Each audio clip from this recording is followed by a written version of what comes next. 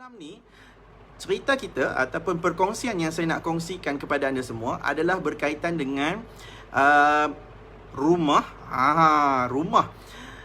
Bila ada ramai orang yang PM yang bertanyakan dan minta memberi pandangan berkaitan dengan isu bila suami mati.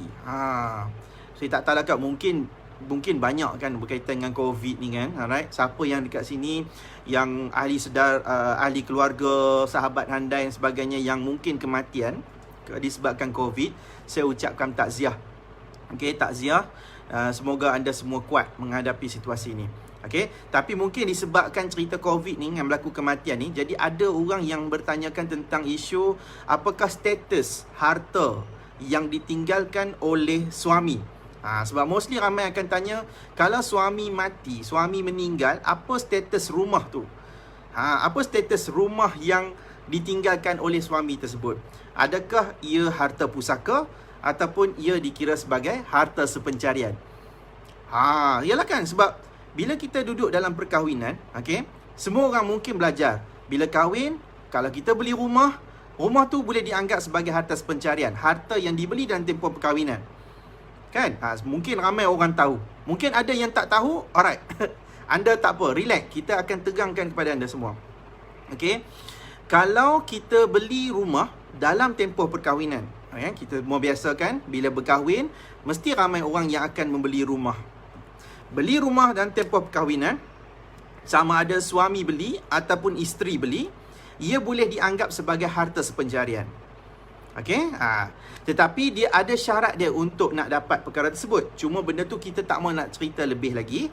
Cuma apa yang kita nak kena fahamkan terlebih dahulu, harta yang dibeli dalam tempoh perkahwinan, sama ada suami beli ataupun isteri beli, ia boleh dianggap sebagai harta sepencarian.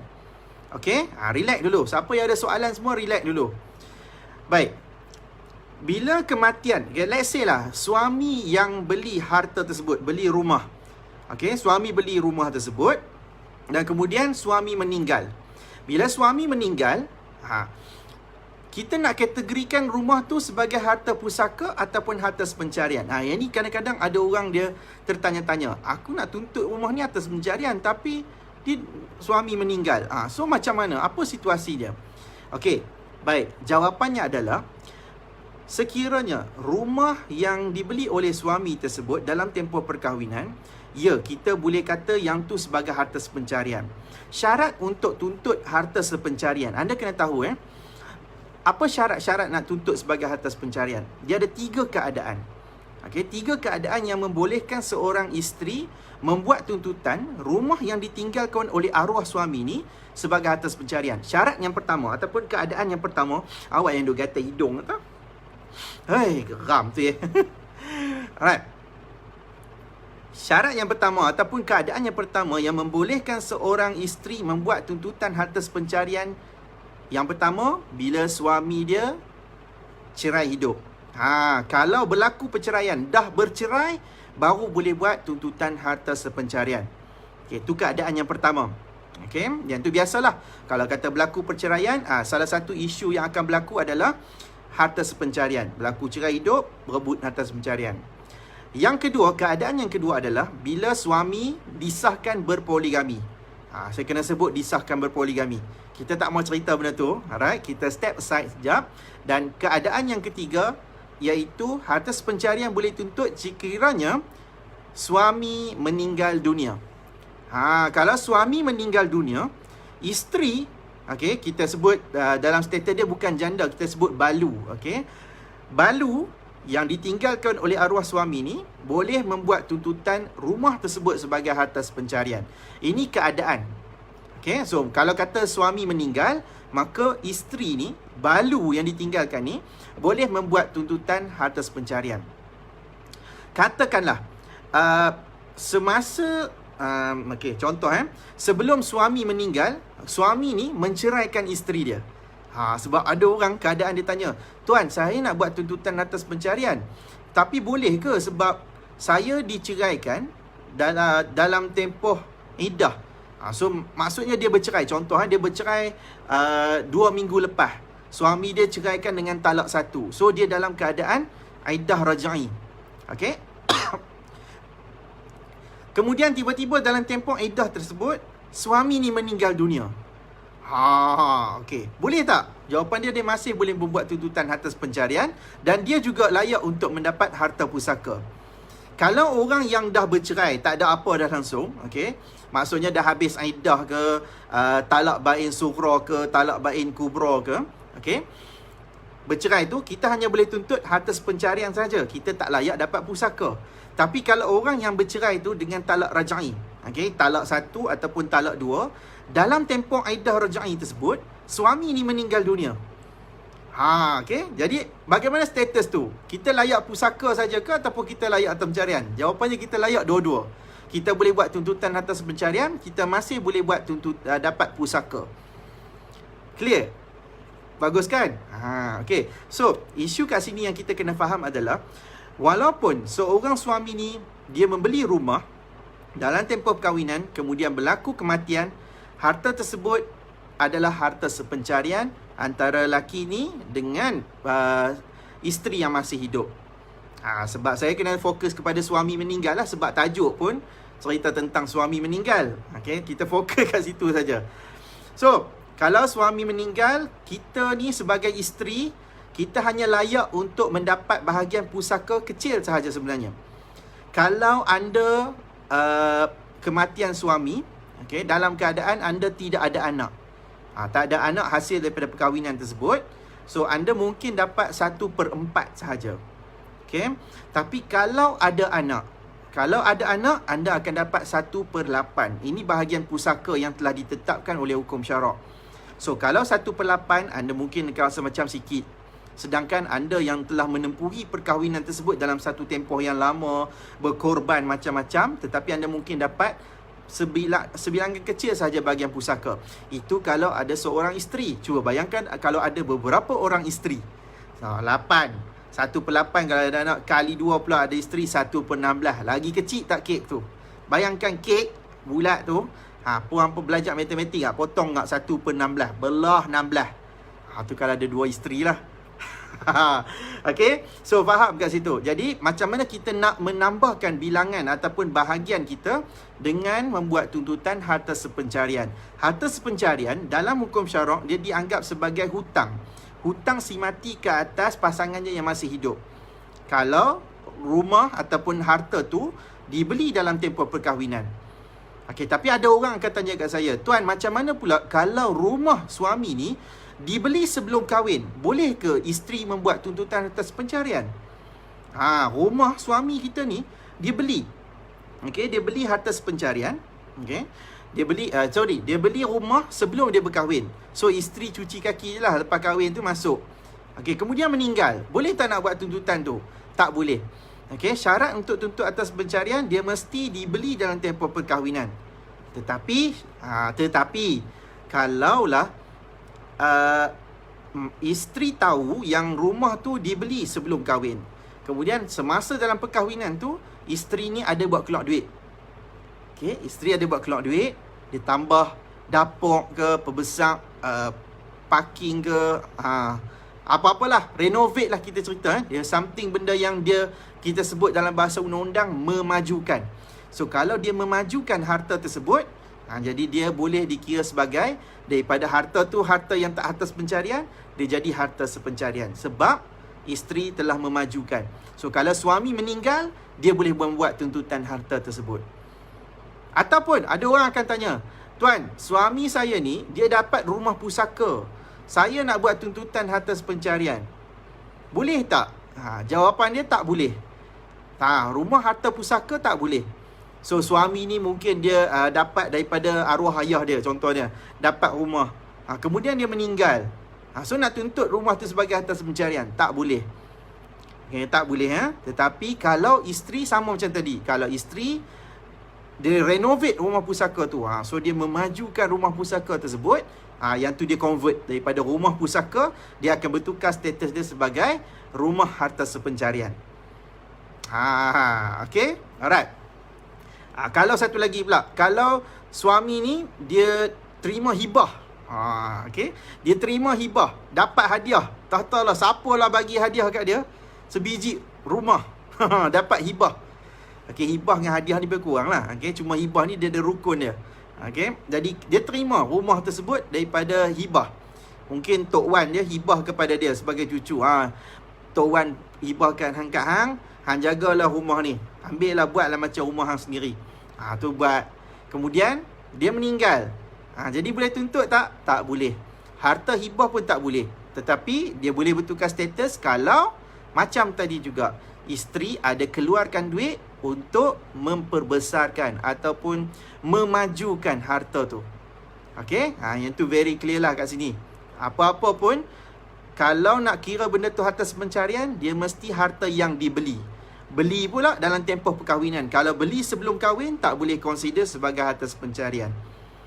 Okey? Tu syarat dia.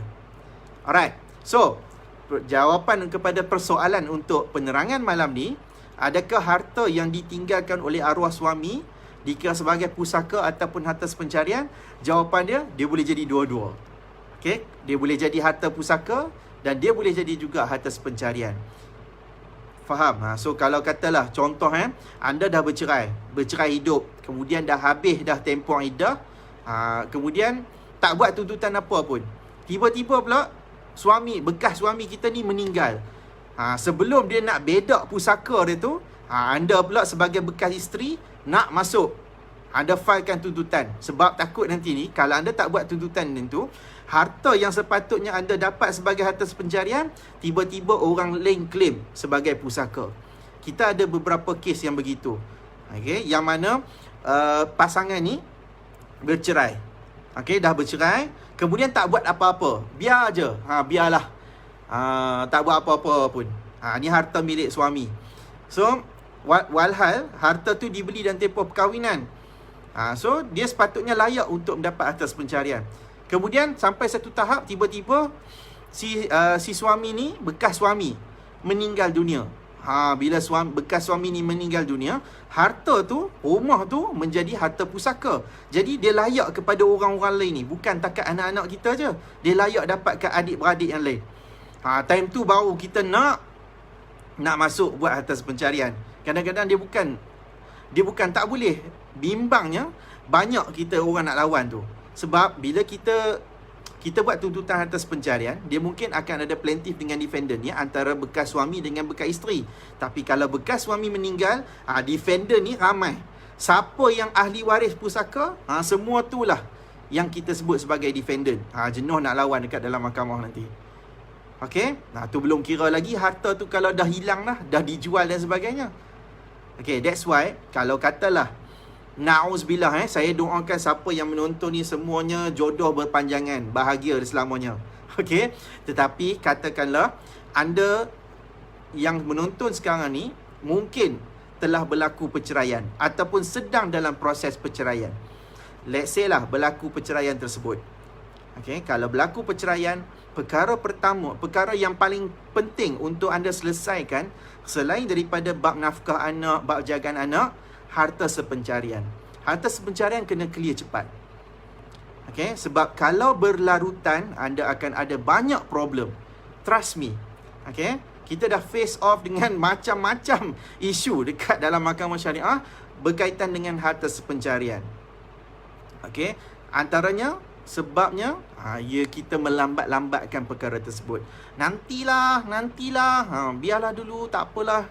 Kerana tiba-tiba pula kan, si bekas suami ni kahwin, kahwin dengan orang lain, kemudian bawa masuk orang, ataupun dia jual harta tersebut tanpa bagi tahu kat kita.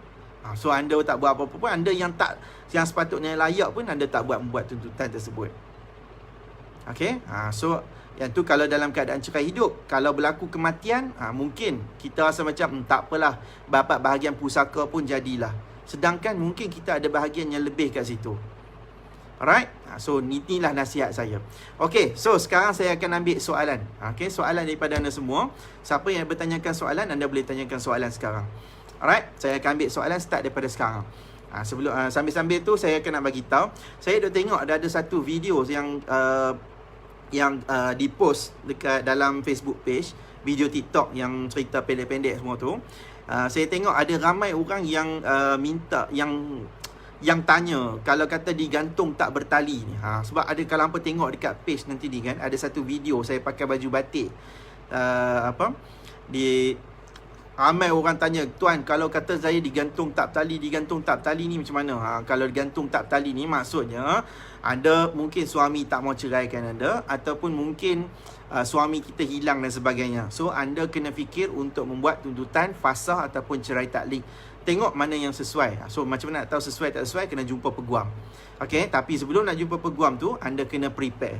Alright, so siapa yang masih belum dapatkan lagi buku saya 16 bukti fasah, okay? Siapa yang nak dapatkan buku 16 bukti fasah, ni cerita tentang apa? Cerita tentang nak menyediakan bukti. Hampa nak buat tuntutan fasah, hampa nak buat tuntutan cerai apa semua ni, hampa kena ada bukti.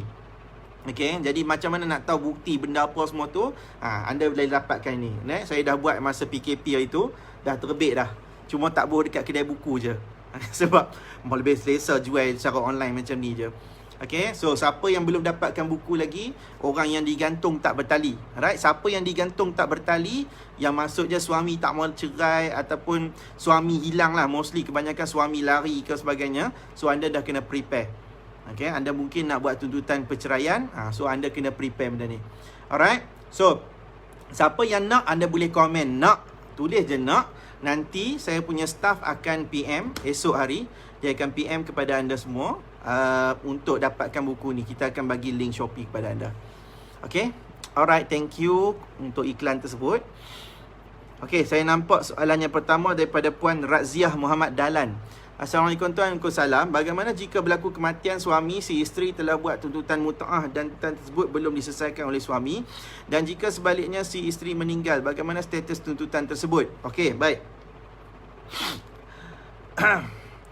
Kalau kata dalam proses tuntutan mut'ah, tiba-tiba bekas suami ni meninggal dunia, ataupun bekas isteri yang buat tuntutan ni pun meninggal dunia, siapa salah satulah. Okey, bagaimana status tersebut? Dia boleh disambung. Okey, dia boleh disambung oleh waris dia, anak ke dan sebagainya. Okey, dia boleh disambung, dan kalau diperintahkan, maka harta macam mana, bekas suami masih kena bayar, dan duit tersebut akan dibahagikan secara pusaka kepada waris-waris yang berhak. Okey, tapi katakanlah yang meninggal tu pula bekas suami, tengah dia buat tuntutan mut'ah ni, dalam proses bicara tiba-tiba meninggal. Meninggal suami. Mungkin dia bukan suami, meninggal bekas suami, sebab mut'ah ni tuntutan untuk bekas isteri. So bekas isteri ni buat tuntutan mut'ah, tiba-tiba dalam proses bicara bekas suami ni meninggal. Jadi macam mana status tersebut? Kes tersebut masih diteruskan. Okey, mahkamah tetap boleh mengeluarkan perintah mut'ah, dan perintah tersebut kena diberi untuk untuk pengagihan sebelum pengagihan pusaka. Dia dikira sebagai hutang nanti. Okey, hutang si mati kepada isteri tu, kepada bekas isteri. Okey, so situasinya siapa yang meninggal pun tak ada masalah. Kalau kata yang meninggal tu orang yang menuntut, dia akan disambung. Disambung oleh ahli waris. Alright. Okey. Natrah Rosli, tuan yang budiman. Mana tahu saya budiman. Bagaimana untuk mendapatkan buku tuan selain di Shopee, sebab tak semua follower tuan punya account Shopee, dan bagaimana dapatkan private consultation dengan tuan? Okey, baik puan. Kalau nak dapat buku ni, siapa yang mungkin tak biasa dengan Shopee kan, hampa ni pelik lah kan. Orang punya ramai duk mintakan di Shopee PP ni, sampai Jackie Chan pun boleh cakap Melayu. Beli sekarang, penghantaran percuma kan? Dia boleh buat macam tu, apa tak boleh nak guna lagi Shopee tu. Tak apa, just komen je nak. Tulis je komen nak, okay? Siapa yang tulis nak tu, nanti saya punya legal assistant staff saya akan PM, okay? Akan PM, dan kita akan buat secara manual dengan anda. Alright, kita akan berhubung dengan anda secara manual kat situ. Samalah termasuk private consultation ke, semua siapa yang nak private consultation tu anda PM. So nanti kita ada link kat WhatsApp tersebut. Anda tekan je link WhatsApp. Yang ni kalau tak ada link WhatsApp ni saya tak tahulah. Okay, just PM je. Okay, tekan PM tu, nanti staff kita akan tengok Setiap hari perempuan ramai orang PM. Cuma kita tak tahu je hak mana hak betul, hak mana hak tak betul. Tapi mostly ramai, lebih daripada 50 orang satu hari duk PM. Kita sampai nak pening perempuan. Okey. Saya memang tak ada nak tengok sebab saya kerja duk pergi mahkamah je sekarang ni. Pagi sampai ke tengah hari kat mahkamah. Kadang-kadang petang pun dekat mahkamah lagi. Petang balik mai ke office, nak kena buat TikTok pula, nak kena buat artikel pula, nak kena tengok file untuk esok pula. Jadi saya tak sempat dah sekarang ni nak tengok. Okay, InsyaAllah live saya masih teruskan. Okay, Faizah Keria, betul ke rumah pusaka dapat dekat anak bongsu? Kalau anak bongsu tu waris, berhak lah. Pusaka ni bukan tengok dapat kat Along ke Angah ke saja. Siapa yang waris, siapa yang berhak mengikut hukum syarak, maka dia berhak untuk terima pusaka. Okay. Kalau si mati ni ada anak lelaki, anak siapa ada ramai anak, dia bukan bagi kat anak bongsu saja. Anak ni semua pun dapat juga.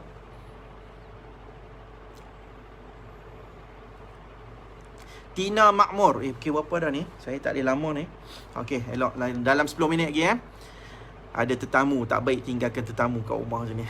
Assalamualaikum tuan. Waalaikumsalam. Kalau rumah atau kereta belum habis loan kat bank, okay, tak ada masalah. Okay, memang satu situasi yang biasa. Bagus soalan Puan Tina ni, walaupun pendek tapi saya faham. Bila berlaku perceraian, okay, salah satu perkara yang saya kata tadi mesti disegerakan untuk selesaikan adalah harta pencarian. But mostly kita tahu orang yang beli rumah sekarang ni mustahil dia nak selesaikan harta tu dengan cepat. Betul? Jadi apa yang kena lakukan juga, kalau katalah perkara ini melibatkan kepada perceraian dan dia mesti akan melibatkan kepada penjualan. Okey. Bila satu pasangan ni bercerai, biasanya harta tersebut kalau nak selesai dengan cara yang mudah, dijual kepada pihak ketiga dan dibahagikan mengikut kadar. Okey. So, jual, kalau kata loan masih ada kat bank pun masih boleh dijual, kan?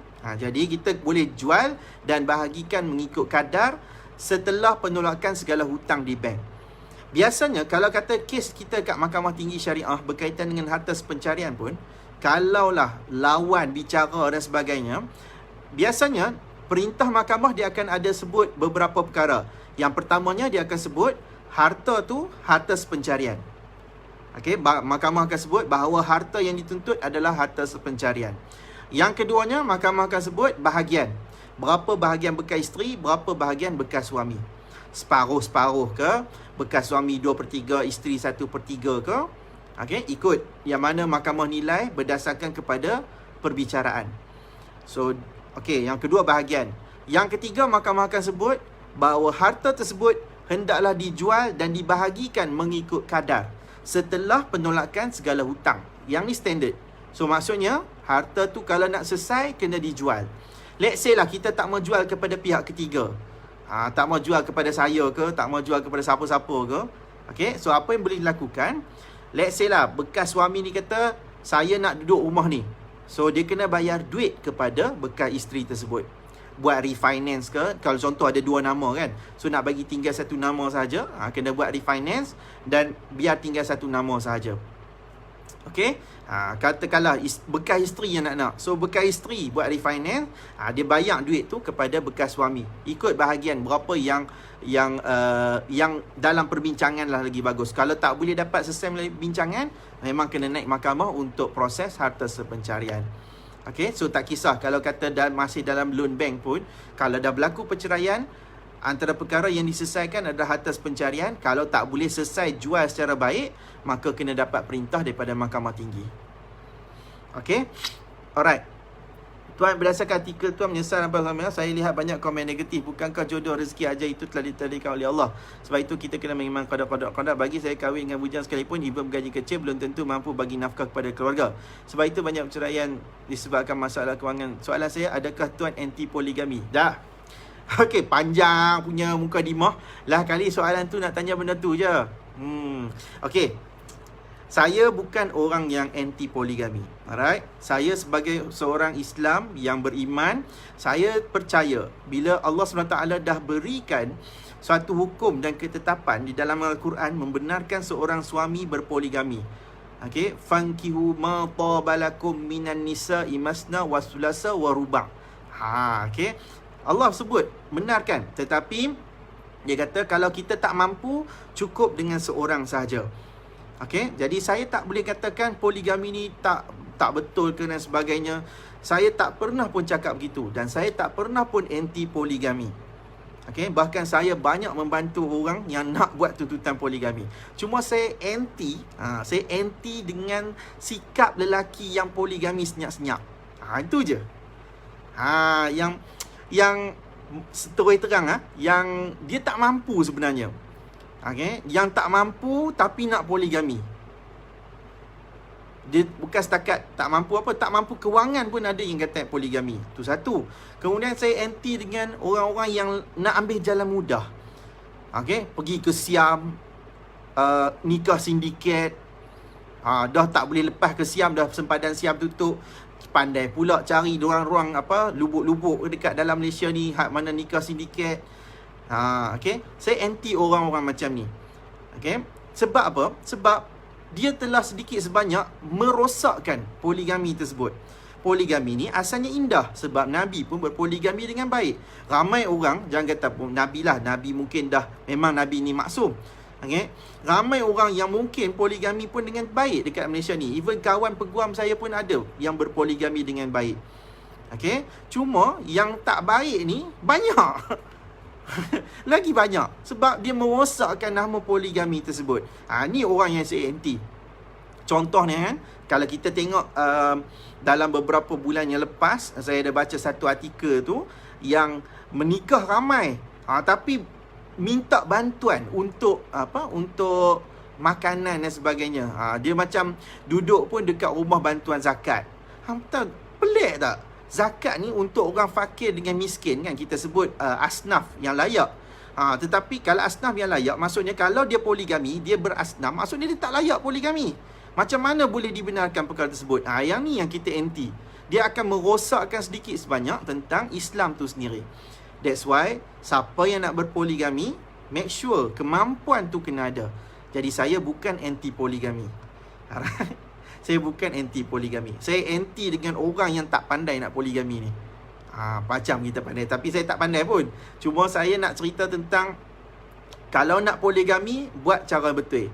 Naik mahkamah, file dengan cara yang betul. Kemudian kita tengok mampu ataupun tidak. Dia bukan takat soal kemampuan, nak kena cerita juga.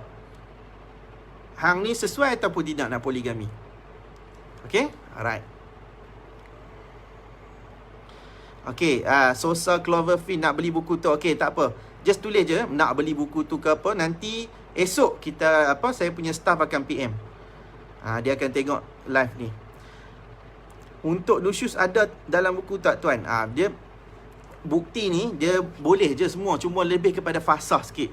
Nusyus ni dia boleh jugalah nak kena buktikan benda tu. Bukti ni semua benda boleh guna kan. Salah satunya adalah saksi. So kita boleh buatkan saksi kalau ada nusyus tersebut. Okay, cuma dalam nama pun 16 bukti fasah. Seorang wanita nak tuntut fasah tu sebenarnya. Okay, Alizawati Al-Sofyan. Tuan, harta pusaka dan harta sepencarian kena naik mahkamah ke? Atau boleh tak minta persetujuan waris-waris? Okey, harta pusaka memang kena naik mahkamah. Okey, kalau tak bertikai ahli waris sekalipun memang kena masuk mahkamah. Yang pertama sebab nak dapat perintah faraid. Perintah faraid bukan ke tempat lain, dia mesti masuk mahkamah syariah. Okey, yang keduanya, selepas dah dapat perintah faraid, nak dapat perintah pentadbiran, kena masuk mahkamah sivil pula. Sama ada mahkamah pusaka ataupun mahkamah tinggi sivil. So memang kena masuk mahkamah walaupun tidak ada pertikaian, tak ada pergaduhan. So kalau berlaku perceraian, berlaku kematian, mesti masuk mahkamah syariah untuk dapat perintah faraid. Dan untuk peringkat yang mahkamah sivil, iaitu mahkamah pusaka dan juga mahkamah tinggi sivil ataupun di amanah raya. Okey, harta sepencarian. Okey, harta sepencarian kalau berlaku pertikaian. Okey, kalau berlaku pertikaian kena naik. Alright? Ataupun katakanlah kan suami meninggal dunia, isteri ni dia nak dapat bahagian lebih. Okey, dia dapat bahagian pusaka kan sedikit. Okey, bila dia dapat bahagian pusaka sedikit, dia nak dapat bahagian lebih atas pencarian. Bila dia masuk ke mahkamah pusaka ni boleh dia ada sesi perbincangan. Okey, macam contoh saya tak payah pergi orang jauh-jauh, saya ambil saya sendiri je lah. Okey, saya cerita saya sendiri. Arwah abah saya meninggal, okey, kami tak bertikai. Maknanya saya tak bertikai dengan adik, saya tak bertikai dengan mak dan sebagainya. So, kita boleh buat penolakan. Macam contoh rumah. Kita tak bahagi semua. Okey, kita nak fair, semua nama ada kat dalam satu rumah. Kita tak perlu, kita bahagi je. Okey, yang ni untuk abang, yang ni untuk adik, yang ni untuk mama. Contoh dia. Semua setuju. Alright, so tak ada masalah kat situ. So, kita boleh buat penolakan, kita boleh bersetuju. Sebab jadi kita tak perlu nak failkan atas pencarian. Jadi kalau katalah benda ni boleh capai persetujuan, apa perlu untuk kita naik mahkamah? Biasanya orang yang naik mahkamah bila ada isu. Contohnya berlaku kematian suami, bekas isteri ni dia duduk kat rumah tersebut. Kemudian adik-beradik yang lain ni nak rumah tu. Jadi bila dia ada adik-beradik, ada orang lain nak bahagian rumah tersebut, jadi dia terpaksa untuk memfailkan tuntutan atas pencarian agar dia mendapat bahagian yang lebih. Sama ada separuh ke, 1/3 ke, 2/3 ke, tak kisah. Yang penting bila dia dapat lebih, bahagian pusaka pun lebih, so bahagian dia lebih kat situ. Jadi dia ada sedikit bahagian kecil untuk pusaka, so mungkinlah adalah duit nak bahagi sikit kepada adik-beradik yang layak untuk terima pusaka tersebut. Clear? Okay. Adila Zulkafli, Assalamualaikum. Perlu ke bukti kewangan andai kata isteri memajukan rumah tersebut kalau nak tuntut atas pencarian? Oh, bukan takat perlu ke, wajib. Okay, jangan kata perlu ke, memang wajib. Membuat tuntutan atas pencarian dengan harta tersebut dibeli sebelum berkahwin, kita memajukan, mesti kita kena ada bukti. Kalau tidak ada bukti, memang payah. Terutamanya bekas suami yang tidak bersetuju. Dia kata, bila masa pula ambil keluar duit, contoh. So kita lah nak kena buktikan. Okay, bila kita masuk mahkamah, make sure kita kena set minded. Okay, hakim ni tak tahu. Hakim tak tahu apa yang dalam rumah tangga kita. Kita renovate ke, kita perbesar dapur ke, apa pun mahkamah tak tahu. Mahkamah hanya akan tahu bila kita membuktikan kepada mahkamah. Bukan sekadar kita menangis, kita bercerita saja dekat dalam court. Yang penting, bukti. Especially kalau kita buat keluar duit. So, bukti kewangan adalah bukti yang paling penting. Okay, manja kasih, lari tajuk. Alright. Macam CA, baru berpisah dan hakim telah sabitkan perceraian CA dengan sebagai perceraian bain sugro. Bukan subro, sugro. Bain, bukan baim. Bain sugro, tiada iddah. Okey, tapi nanti masa daftarkan perceraian kat pejabat agama, nanti baru pegawai pejabat agama tentang mahar atau macam mana ya? Tuan jelaskan. Tak faham . Kalau hakim kata perceraian tu bain sugro, tiada iddah, maksudnya mungkin secara fasah ke, contoh ni kan. Alright. Maksudnya dalam perintah nanti dekat pejabat agama pun dia akan ditulis juga, iaitu perceraian secara bain sugro melalui fasah, contoh dia. So pejabat agama akan rekod apa yang diperintahkan oleh mahkamah.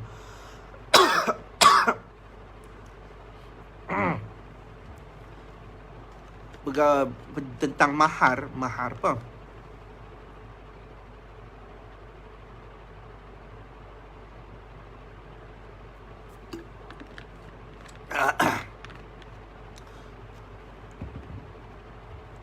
Mahar, tak faham mahar.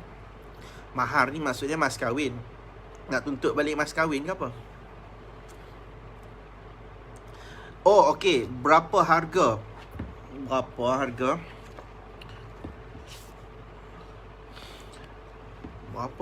Aduh. Kalau tak silap saya, harga dia sekitar dalam RM25 kot, macam tu. Macam tu lah, RM25 sahaja. Okey. Saya rasa sekitar tu lah. Saya pun dah tak apa nak ingat dah. Sebab biasa yang uruskan benda ni biasanya staff. Okay, nanti anda boleh tengok dekat dalam Shopee. Kita akan bagi link Shopee tersebut. Dia dah termasuk, kalau kat Shopee ni dia dah termasuk dengan kos postage puan . So kita tak perlu nak berasing-asingkan, dah senang pakai JNT. Oh, maai panjangnya. Sarimah Abdullah Sahid. Tuan, jika suami meninggal dunia tapi rumah kediaman terdahulu merupakan rumah pusaka, bukan hasil duitnya, cukai tanah tidak bayar, kemudian tapak rumah itu dilelong oleh pejabat tanah akibat gagal bayar cukai tanah. Balu kemudian meninggalkan rumah tersebut selepas kematian suami tanpa alasan, tidak menjalani iddah dan kerap melancong seorang diri, tak ada kaitan, tidak menjelaskan hutang arwah suaminya, kemudian menuntut tapak rumah yang sudah dilelong. Adakah Balu ada hak ke atas tanah tersebut walaupun dia tidak mengeluarkan duit ke atas rumah tersebut? Oh, panjangnya. Rumah kediaman dahulu merupakan rumah pusaka yang bukan hasil duitnya. Okey. Dilelong. Balu kemudian meninggal rumah. Okey.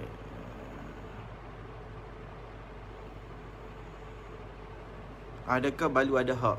Okey, soal cerita tentang dia melancong ke, dia tak bayar hutang ke, semua tu, yang tu tak ada kaitan.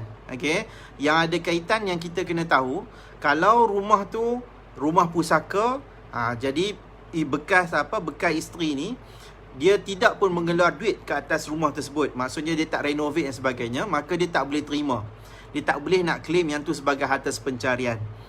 Okey, apatah lagi kalau pusaka, ya mungkin. Kalau katalah si suami ni menerima rumah tersebut, harta tersebut melalui pusaka, kemudian dia meninggal dunia.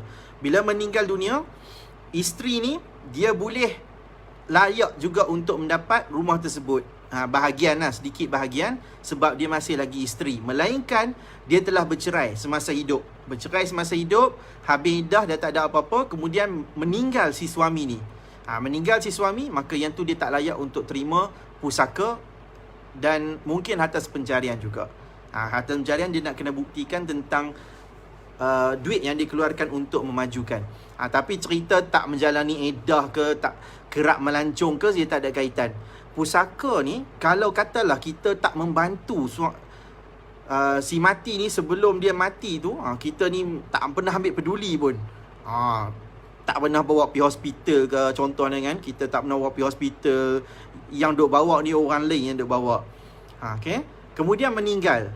Kita yang tak buat sumbangan tersebut pun, tapi kalau kita ni ada kaitan dari sudut darah ataupun kita sebut ahli waris, kita tetap layak.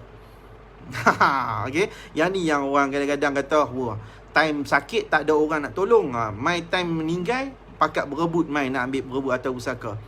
Okay? Yang tu memang pusaka. Pusaka ni layak kepada siapa yang bergelar ahli waris. Okay? Harta pencarian dia berkaitan dengan duit. Dia tak kisahlah hampir melancong ke, tak ambil peduli ke apa, curang ke. Yang penting harta pencarian ni isunya keluar duit ataupun tidak. Ada sumbangan tak terhadap pemilikan rumah tersebut. Itu sahaja. Okay? Alright. Fikir apa dah? Oh, alright. Cukup lah kot. So, sikit lagi ada yang penting lagi tak? Salam tuan, saya nak tanya, suami saya telah meletakkan nama anak pada harta pencarian. Proses pencarian, adakah ia satu kesalahan? Apa hukumnya? Suami, okey, kalau dia letakkan nama anak, okey, so anda kena buktikan yang kata yang tu harta pencarian. Okey. Kita boleh bagi tahu kata rumah tersebut tidak boleh dijadikan hibah sebab rumah tersebut ada bahagian anda sebagai harta pencarian. Cuma kita nak kena buktikan kepada mahkamah yang harta tersebut harta pencarian kita sebelum ditukar nama kepada nama anak. Okey, dia mungkin tak mengalami satu proses tak menyalahi undang-undang dan mungkin tak menyalahi kepada hukum syarak.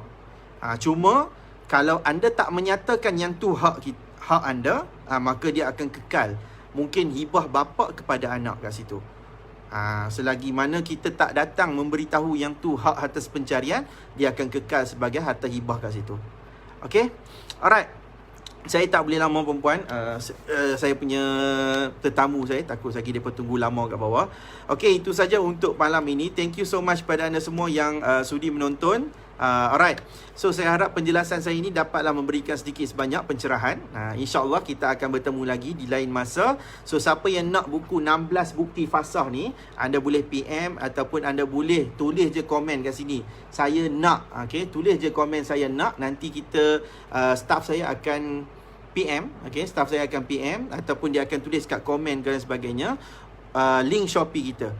So anda boleh dapatkan dengan terus segera melalui Shopee. Kan senang pakai Shopee kan. Okey. Itu saja. Alright, daripada saya pada malam ni, mohon maaf saya kena cepat. Saya harap kita dapat berjumpa lagi. Seronok berkenalan dengan anda semua. Okay, insyaAllah selagi mana anda support saya untuk live, selagi itu kita akan terus memberikan perkongsian kepada anda. Okay, itu saja daripada saya, Fahmi Ramli. Wabillahi taufiq wal hidayah. Wassalamualaikum warahmatullahi wabarakatuh. Jaga kesihatan. Selamat malam.